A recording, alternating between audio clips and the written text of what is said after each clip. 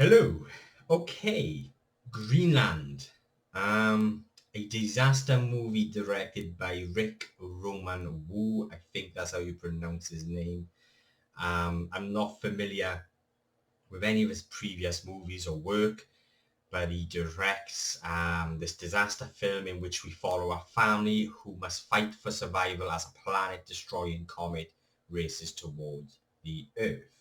Now, I like a good disaster movie, especially when it comes to asteroids. Um, asteroid movies, asteroid disaster movies scare the life out of me. I'll always remember watching Armageddon when I was about 10, 11 years old, and it terrified me. And I had nightmares after it. I'm quite fond of that movie. I do like Armageddon. I know a lot of people would disagree with me there, but I do like Armageddon. And as a child, it scared the life out of me. And I think a lot of it was because they gave the character to the asteroid.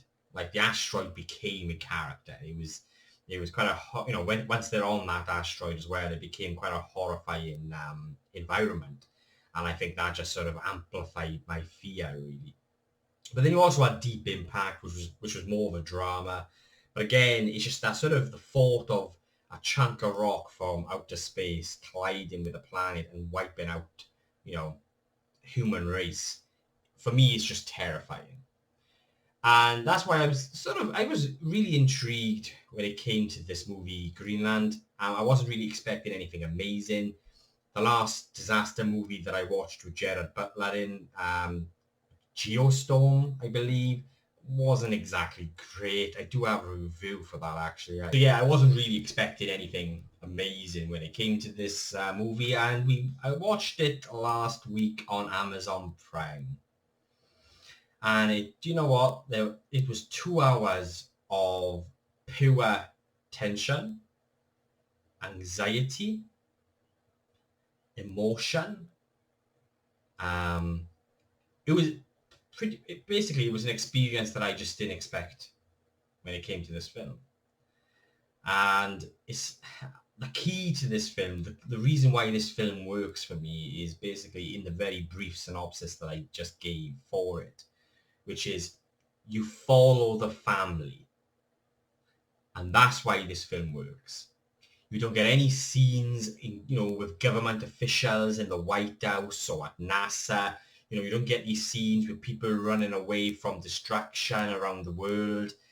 This film is very well contained, and you literally focus on this family and the drama that they are going through. And as you follow this family as they race towards their destination so they can be protected from this planet killer that's about to collide with Earth. And as a result of that, and as a result of that journey through the film, those 2 hours, and the way they sort of portrayed how it would potentially, what would potentially happen. Like, I think they did a really good job at sort of really sort of capturing what would happen if this was about to happen in about 48 hours time. Like, you've got looting going on and just people just partying, and I just sort of just the way it plays out, I felt was very real. It felt very realistic, and as a result, the film is full of tension, and it just gave me anxiety from start to end. And it's all down to us following this family that got problems of their own. You start off with John Garrity, who's played by Gerard Butler, and he's at his place of work. He's a structural engineer, and he's on the top of this new skyscraper. And you sort of get hints at his relationship with his wife, which you sort of get a sign that it's strange, that something's not quite right, but it just touches on it, and you do get more of a reveal later on in the movie into what's happened and why sort of you have that kind of setup at the beginning of the movie, because he goes to press the bell instead of using his key. He sleeps in the spare room instead of sharing the bed with his wife. So you get signs, you get hints that something is not right with their relationship. and that's kind of revealed as the story goes on. And as a result, does add to the heart of this movie, the emotional current of this film. I did have a little gripe with it. I just felt like I needed a little bit more development and insight into that relationship with his family, for it to have had a much larger impact than it already had. I felt like this film could have had a much more stronger emotional impact towards the end as a result of perhaps a little bit more insight and development, but overall for me it just worked. And I also like the fact that they don't shove things in your face. Like, it's like, right, these two are estranged and it's because he did this, she did that, and this is why. And I liked how they just touched on it. Like, you have those little moments with him and the doorbell, and he goes to press the doorbell and it's like, I'm going to use the key. And I really, really like that. In a way, it reminded me a lot of the character development and the character setup with Underwater with Kirsten Dunst. My biggest problem with that was the character development and sort of like the setup of the character. I'll leave a link to my review for that as well, but it was sort of a similar issue. But overall, I think as a result of focusing in on this family and following them as a fight for survival, and they get split up during the movie, it just adds to your anxiety. So the circumstances that these characters go through during the movie just really amplifies that anxiety. And again, a lot of that is helped by the very good writing in this movie. The writing, the dialogue, the script was really, really well written. It was good. And on top of that was the performances from the cast, our main three leads. Gerard Butler was really, really good in this movie. Like, he really sold the fear and the horror and the desperation and the anxiety that he just wants to protect his family and get them to safety. He did a really good job in this film, and he really helped sell that fear. And I haven't seen a performance from him like this perhaps since Phantom of the Opera. And again, that's my own personal opinion. People are going to disagree with me with that. But the standout performance for me was the child actor who plays the son, Nathan Garrity. This child in this movie, I have not seen a child performance like this I can't remember when. He is amazing. He's so good in this movie that it almost feels like you're watching a real live event on the TV. You're actually watching this family on live TV in real life. Like, his performance is that good. Like, he really sells the horror and the fear, and it's believable.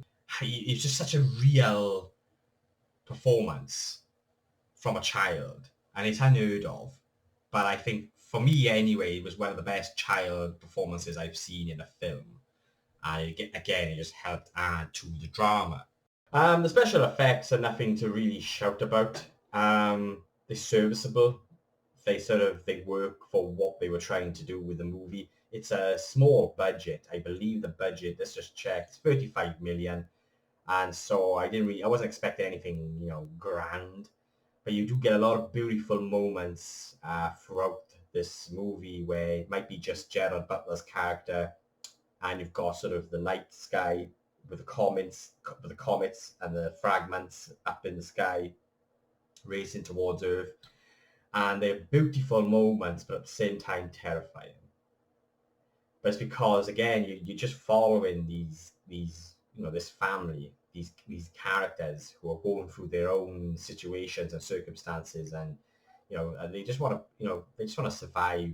There's a scene where you got the mother and the son, they get split up from the father, and they're at a drugstore, and she needs to get insulin for her son as he's diabetic, and just adds to the tension. I did have a slight problem with the kind of the structure during the sort of the second act, and perhaps I think the narrative could perhaps have been structured a little bit sort of smoother towards into the second act, into the third act, but didn't really bother me that much.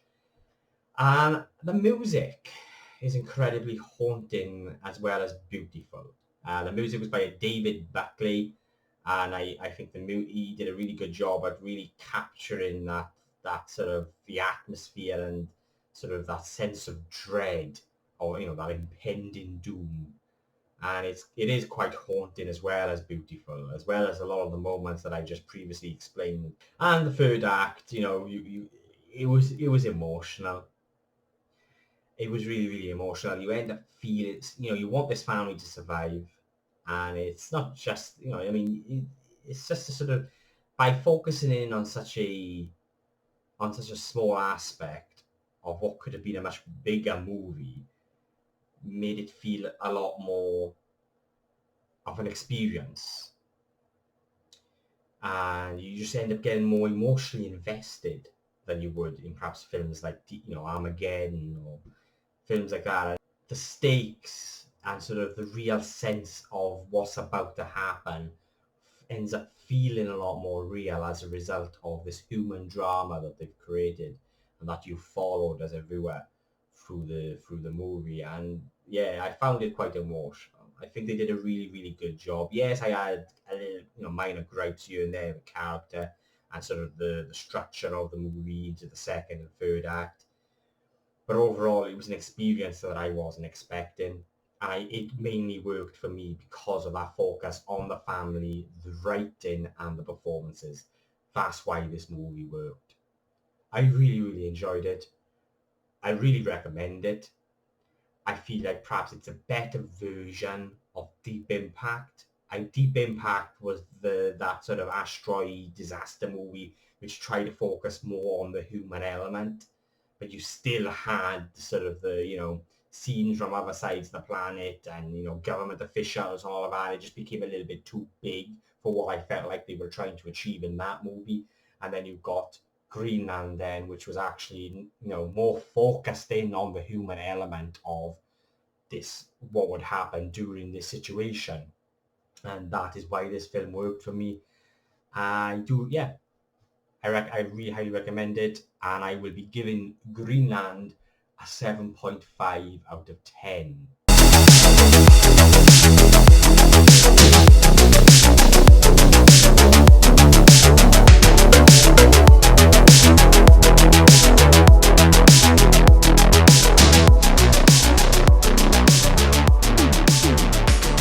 What do you guys think of Greenland? Have you seen it? Do you disagree or agree with anything I've said about the movie? Then please let me know below in the comments and get a discussion going. And if you want to see future reviews from myself, just a geek in Wales who loves to talk about film, TV and everything geeky, then why not hit that subscribe button and throw in a like as well. It will mean an awful lot to me. And yeah, thanks for watching, and I'll be seeing you soon.